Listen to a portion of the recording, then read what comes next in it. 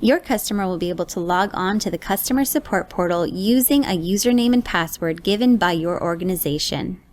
Your Sugar admin has the ability to change the logo and the languages available in the drop-down list.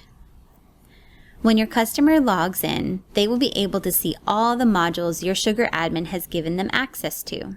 In this example, we have cases, bugs, and knowledge base. If they want to create a case, they first have to search by keyword, and if they aren't able to find a knowledge base article, they can then create a case. When entering the case, they will need to enter all the information they have about the issue they're experiencing, and then save.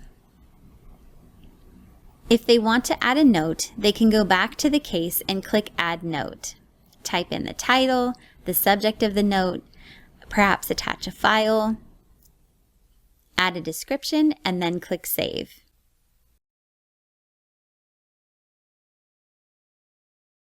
If they want to look for a knowledge base article, they can navigate to that module and scroll through the list of articles or search by keyword, and then read that article. If needed, your customer can also change some of their contact information by accessing their profile page and updating their data and saving their profile. Making this change here will also update the phone number in Elizabeth Little's contact record in Sugar. To log off, they go to their user profile menu and select Log Out.